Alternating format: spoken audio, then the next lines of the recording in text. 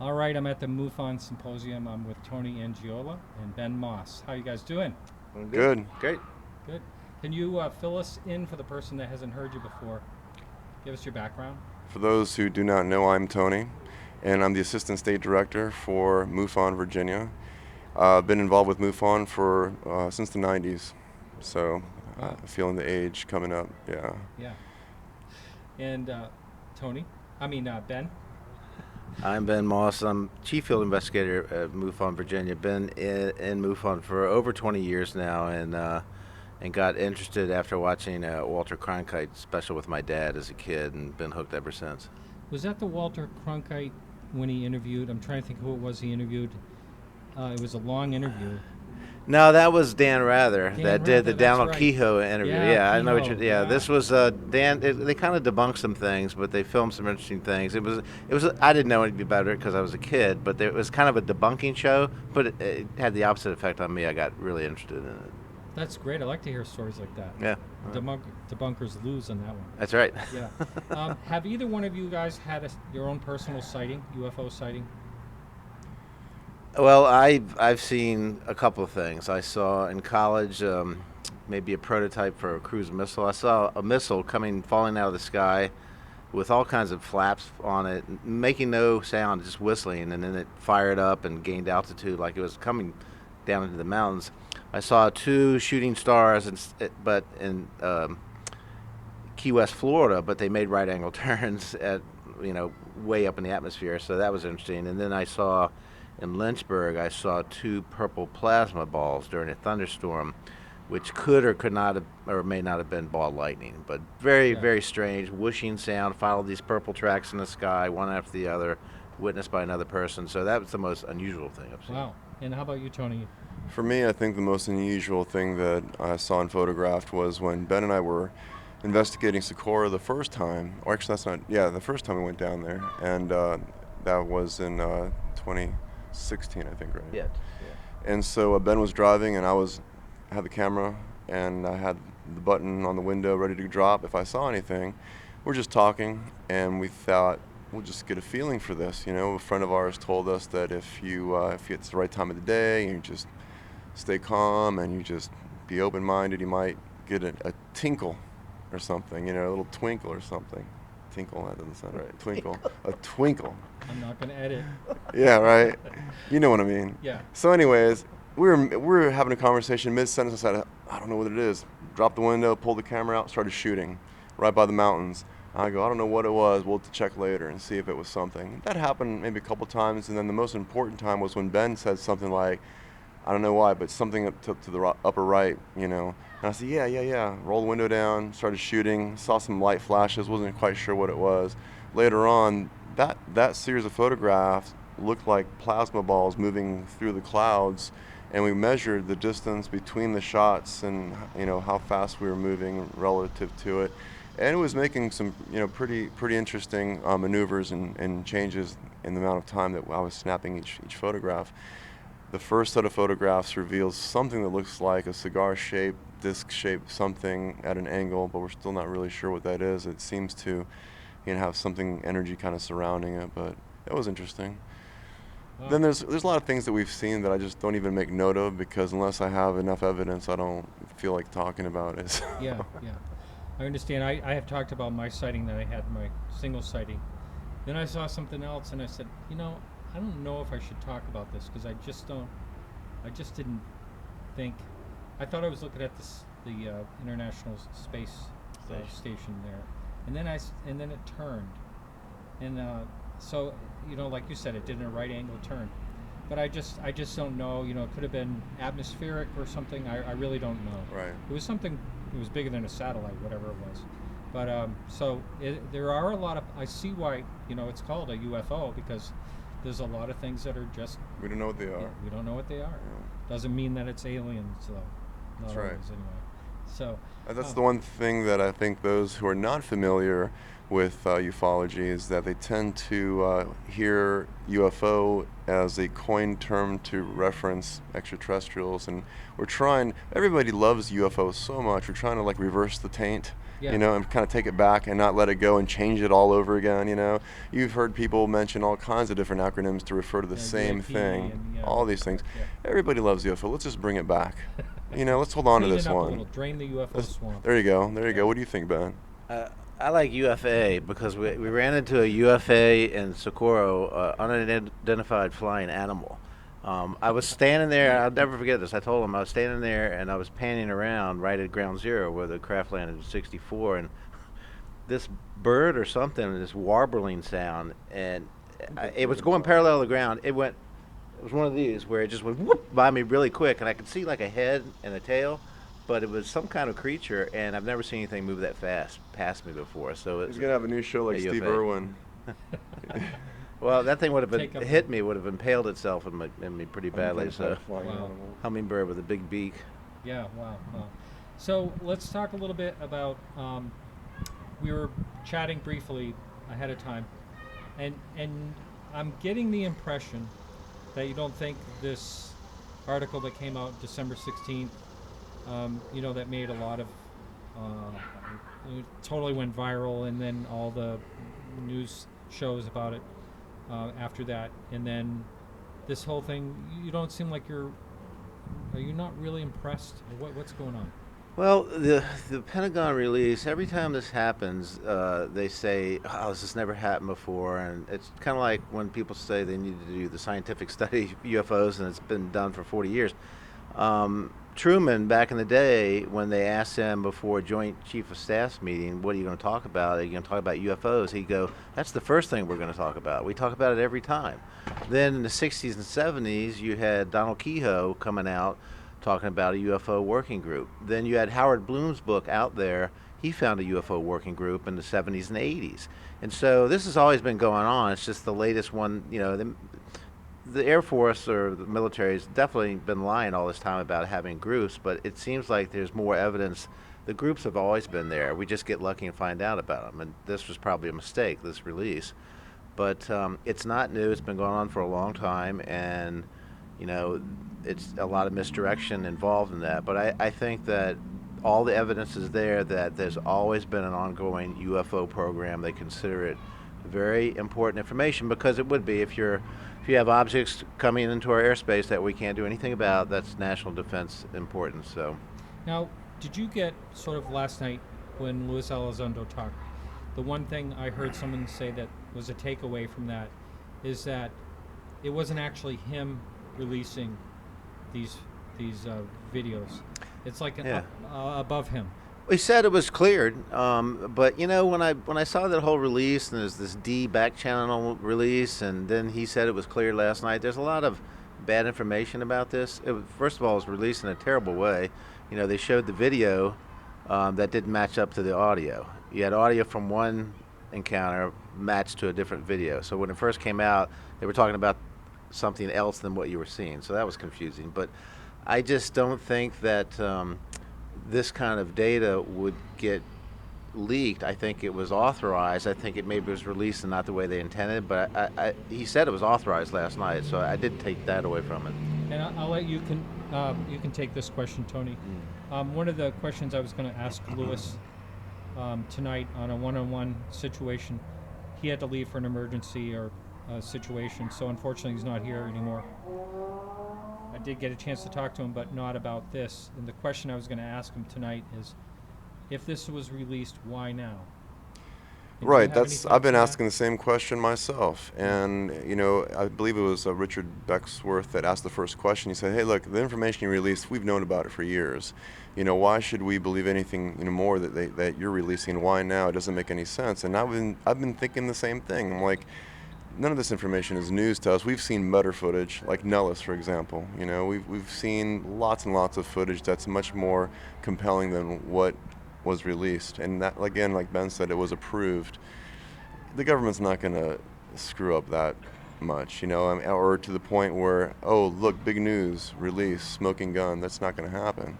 That would mean that our government is really not the government we think it is and capable of protecting us and holding on to the secrets. You know, it just doesn't make any sense to me at all.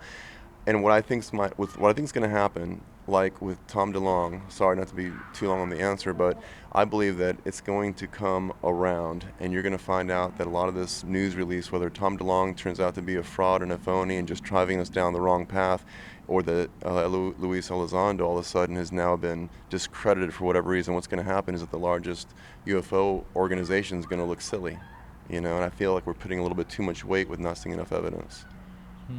Interesting. You want to follow up with any of that?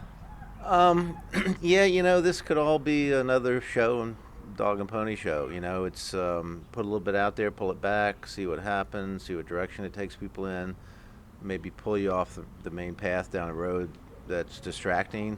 I just don't think that, first of all, the footage that was released was this infrared footage that really doesn't give you a lot of data, as opposed to, you know, if we'd had a press release so widespread about daytime anomalous footage with plasma and, you know, distortion of the atmosphere around it, I'd be much more impressed with that. And I've seen that kind of footage as opposed to an infrared, not much data, some clouds in the background, but you don't really get a sense of the environment and how fast anything's moving. You just, you know, have this gun camera footage, which looks like it's from 30 years ago. I'm sure they have, I'm sure they have better cameras than that, but filming in infrared doesn't give you anything but hot and cold. You know, it doesn't give you a lot of data. So the fact that was released, it looks weird and all, but it's not really that anomalous. There's nothing anomalous in those footage. You know, that thing that turned sideways could be on the ground for all I know. I'm not saying it is. I'm just saying that's not great footage. It's just because of the bells and whistles surrounding it, the way it was released. It came from the Pentagon, so it must be. You know, that's just a dog and pony show, I think. Do you think that they have? I mean, I think they have really good footage that they're not. Oh, heck yeah. showing. Heck yeah. They've had it for a long time. They had gun camera footage from World War II. They've had it in Vietnam and you know, all the wars have footage that they haven't shown. There's the International Space Station picks up things. All right, well, let me just pose this then. If it's a case where they're doing some type of disclosure in their own way, and I hate to even use that term, but if they're doing some type of disclosure, why wouldn't they give us the best stuff? You know, why would they hold back and give something like you mentioned that's a little, I don't blame you for passing that off. Oh, no, I have an answer for that, but, you know. Why do you think they're... Because I think they want to dip their toe in. They want to see, by releasing a little bit, how does the public respond? Do religions fall apart? Do people start, you know, cats and dogs start sleeping with each other? Who knows, right? Yeah. If none of that comes to fruition, they're like, okay, let's try another little piece and see what happens. To eventually, with the footage I want to see is the White Sands alleged landing, where the figures get out, they're videotaped. Gordon Cooper told us it was videotaped. I want to see that. Yeah. And I want to see the original footage of the beam that strikes the nuclear warhead, you know. Yeah. Right. Yeah, that's gone, right? I mean, nobody's ever seen it since it was taken, actually. Yeah, there's just like with Bradenberg and the things he was talking about. There's much better footage. They're holding on to the good stuff. The only good stuff that we really see is filmed by citizens, not the military. We've never gotten great footage from the military, but sometimes citizens like Ray Stanford, our buddy, and people like that get really good footage of something. The mistake a lot of people make is if you get it developed or you tell somebody or you take it to any type of military installation, it's going to disappear. Yeah. I remember there was a movie on the other night about UFOs. It was called UFO. And they were talking about the Utah and the Montana footage. And at that time in the movie, which is late 50s, and this footage was from the early 50s or 60s, and they would just show a second of it because it was still classified. So it took a long time for us to see the full, like 40 seconds of that footage, which is pretty compelling. Yeah. But it was funny that even, you know, when they made this movie, you got a second of it. They go, that's it. That's the whole film was a second long. I'm like, it can't be true, and it's not true. But it just shows you that it's like every great thinker has said, those that control the media control what your reality is. Yeah. They control what you're going to see and hear. You know, I've been told by someone that, actually, I'll just say Ralph Blumenthal. He was a co-author of the article that came out on December 16th. He says there's more coming. Right. And just be patient. Now, I don't know how he knows or who's telling him what, but it sounds interesting. But maybe you're right, Tony. Maybe they are dipping their toe in, and Yeah, it's like, more to come. Right. I mean, and how about that one woman who said, we'll discover life on Mars within the next 10 years, and now we're getting a release of, the lake, water and the yeah. lake and underneath. It's like they knew. They already knew.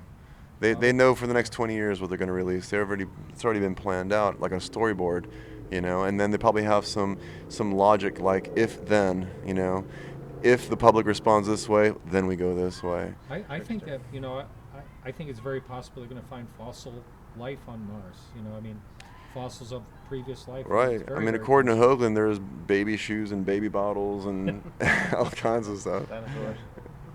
Yeah, the dinosaurs and the squirrel. Don't Right. forget the squirrel. Right. Yeah. Well, along those lines, this whole, I think they're about to say something. That's the same tale we've been getting for years and years and years, 50, 60 years. So I don't buy that for 1 second. I think disclosure will not happen voluntarily. It'll be released involuntarily. And if a major country like China or Russia or Japan says, look, we know about this, we're going to release it and then show you real evidence, then that might force other hands, but it's going to happen through citizens. I don't think it's going to happen through the government. That's right. Yeah, I've heard that argument, and I agree that it's very possible that it seems like Phoenix Lights would have been enough, doesn't it? Almost like something like that where there was such a mass sighting. Yeah, but still, those were still lights in the sky. Structured craft landing on the Some ground people is thought a they whole. saw something. Mention Yeah. the sighting in China. Well, yeah. I mean, James Fox was mentioning that's going to be in his movie that there was 300 people that witnessed a landed UFO with beams in China, kind of like the Ariel event. And so that's the kind of event that will shake up, especially if it happens now, because in the 80s when that happened, or the 70s, people didn't have cameras. Now everybody's got a camera, so somebody could catch one of these things. And eventually somebody's going to have footage that just looks too good to be true, and it's going to be Yeah. true. It's not going to be CGI or anything like that. Yeah. That's, and that's It's gonna our be goal. harder and harder to tell Yeah. as That's- time goes on. The technology is getting so good. Yeah. It's going to be really. And we want to capture it. Why not, as investigators, capture it ourselves so we don't have to spend the first part of our investigation figuring out if somebody's trying to hoax us. If we get the data ourselves, we skip that step because we're not going to hoax it ourselves. And that would be the way to, if we could find something that's anomalous like people have done in the past and bring that to the public where we don't have to figure out if somebody's trying to fool us with CGI, that saves a lot of the investigative work. Because the first thing you have to do is figure out if somebody's making things up Right. or Right. created. Are you two actually do investigations, right?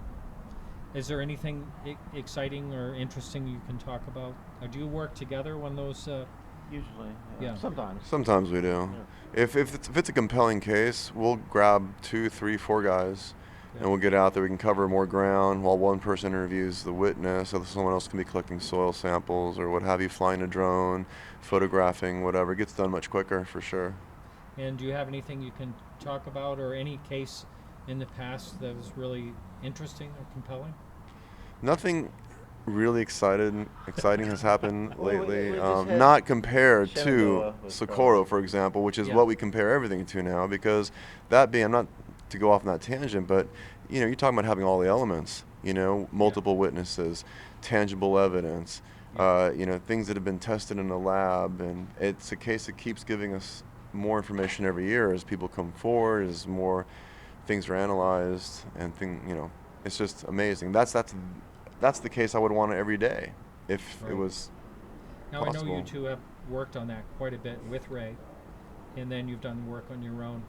Has there been anything that you've been able to bring to Ray that, hey Ray, this is something you didn't know about, or anything like that? I think we tried that, and it was shot down. Yeah. It was burning in flames. Yeah, it was. Yeah. It's not that we were trying to find, Tabulation. but we were just, here's what it is. When we went out there, and Ray will tell you that there's nothing more to investigate. I've already done all the work, and he has. He's done a wonderful job.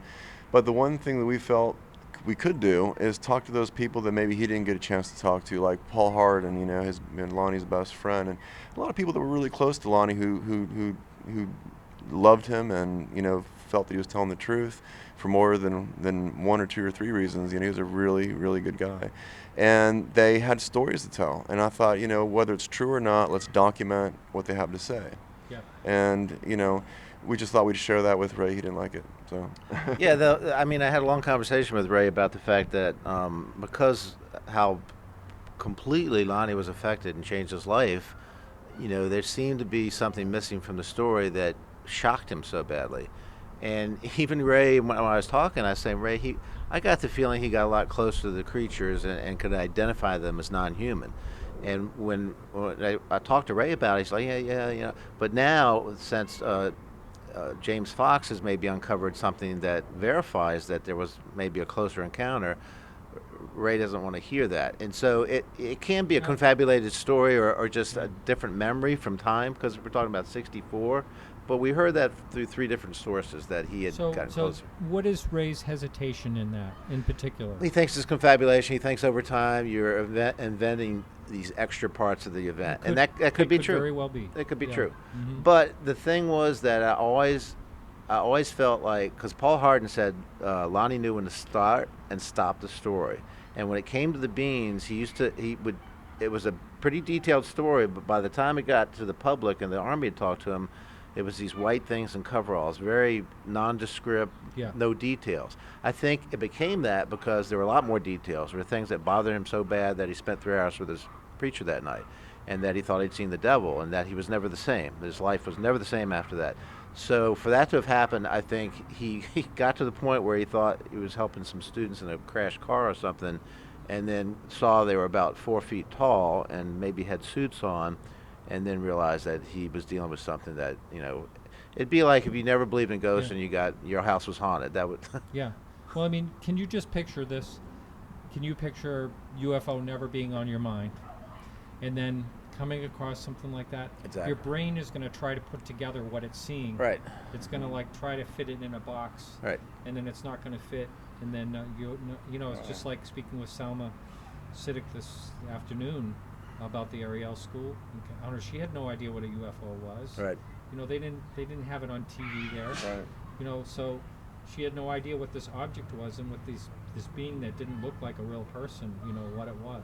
And they're the best witnesses. That no preconceived notion whatsoever. Don't even know anything about the subject, and most people didn't in '64. But I think it's a very similar analogy that you saw something that so shocked you and made you realize that, hey, the world's not like I believed it, like I grew up to believe it to be.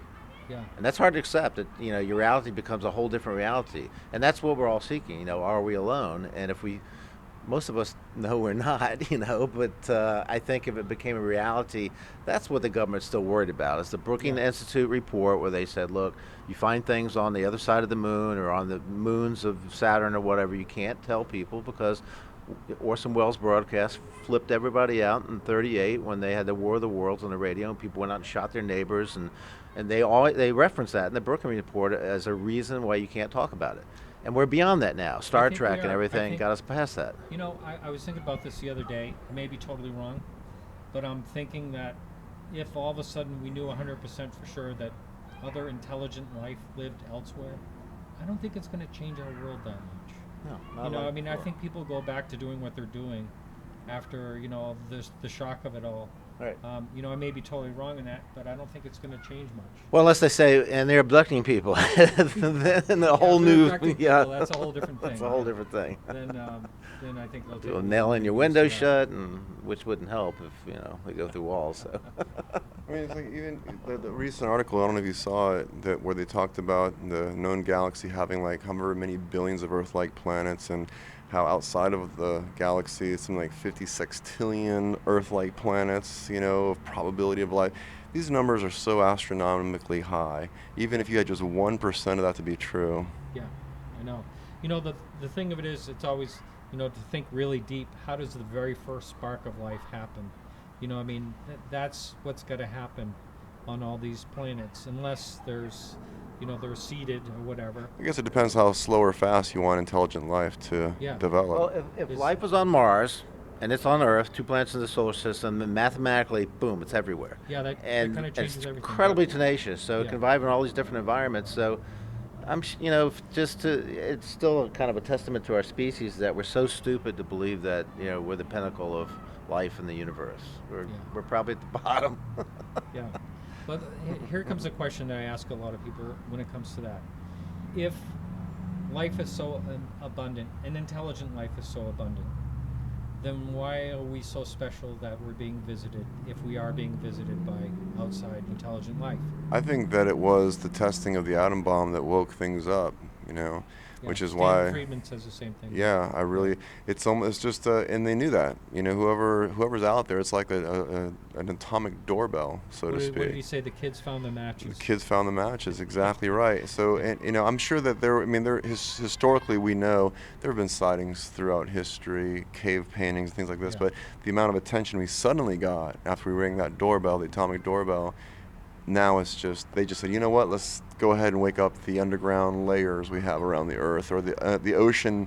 Let's open up the ocean resort, and we'll just send a few people down there, just keep an eye on these kids, right? Yeah. And so, you want to add to that? Yeah, it was kind of like is it Brandenburg? Is that how you pronounce it? I want to get that right. Anyway, the scientists said, they observe us with benign, and light or entertainment, benign entertainment. So I think that say you know about 100 million inhabited worlds, you're an advanced civilization. We could have this classification. It's like, it's interesting to stop by and take a look at these idiots, but you want to move on to this planet over here or something like that. And the other part of it, I think, is that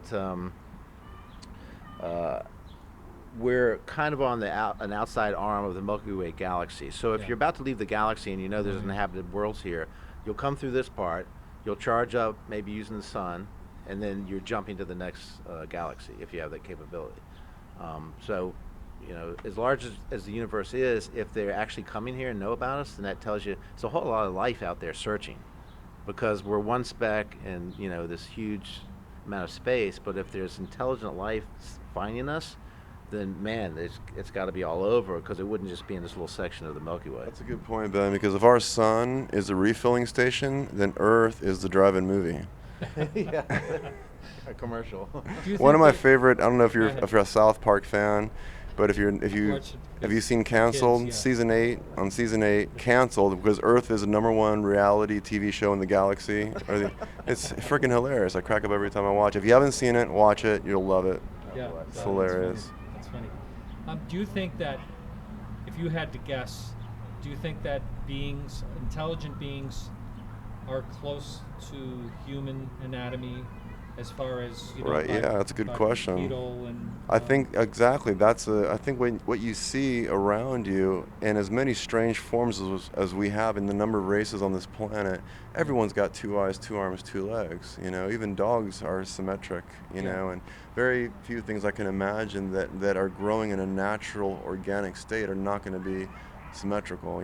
So I think that aliens are the same. A lot of things come into play for us, like to say. Unless it's sea Gravity. life. Gravity, atmosphere. oxygen. Yeah. If they're that type of Right. life. That's right. When Carbon-based we had a lot of life oxygen, forms, we had really right. huge animals on the Earth, like Right. platypuses that were like 500 pounds, and Right. sloths that were. And all your sensory input is near your brain for a reason, and Right. there's Yeah. lots of. But if there's other, it's like if you believe the Bible in God's image, that could be a reference to in the image of somebody that's like us. So if there's civilizations that have 2 arms, 2 legs, and a head, then maybe we're all genetically linked. Maybe there was seeding. I always reference a great Star Trek episode where the great secret was trying to be found, and everybody's looking for it, and the Klingons are trying to get there first, and they just get there after Captain Picard. But the great secret was this civilization goes, well, we grew up, we started traveling stars, and there was nobody there at all. So we seeded all the planets. So whoever you are watching this, you're all related. And the Klingons were upset to find out they're related to humans, but that kind of makes sense from a genetic viewpoint. That's why y'all are kind of similar, because it started with the same organic compound. Well, I also think we have no concept of time. That's the thing that makes things happen and change. And think about, you can't even picture what 1,000,000 years or 1,000,000,000 years. When the planet's 4 billion years old. And we just happen to be here now. I think time is a human construct. I don't think it actually exists. I think that what we call time is actually, you only live in this moment right now. Then the moment's gone. That's a memory. The next moment is the future. That's a hope and a dream. There's only now. That's it. There's no before or after. There's only the moment you're in, Yeah. and we're always in that moment. Now just You go call back. that time, but that's the way we try to organize our world, use clocks and calendars, things like that. I don't think there is such a thing as time. I think it's a human construct just to get a grip on the reality of our world. I know we're way off the UFO topic, but I like talking about time because when I was in high school, I remember a science teacher said to us, "All right, your project for the night is describe what time is." That was our project, and it really, I was only in high school, and I remember thinking, "Wow, that is really hard." This it's is one of like my a forward favorites. ratchet of something. Favorite movie is Back to the Future. For some reason. For some Yeah. reason. Yeah. Yeah. All right, guys. So we have gone a half hour. Thank you so much. Cool. Appreciate And it. Welcome. can anyone? I know you were on a few TV shows.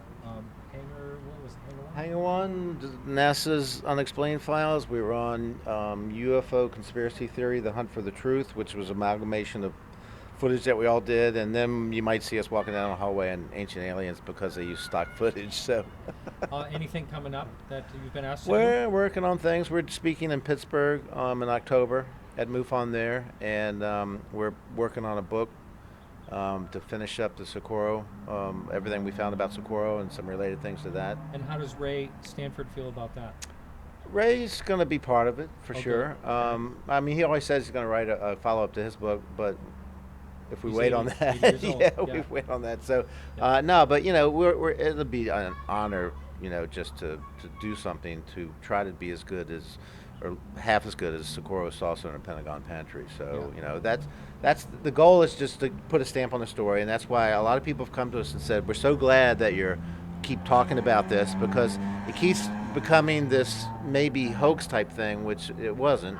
And since we keep talking about it, it is one of the top 10 cases in the United States ever, most evidence. And so we try to get the story straight, put it back on the record. This was not a hoax. There's evidence and a real event happened, and show how important it was, how baffled the government was. I think it's a great idea because, yes, that did happen in 1964.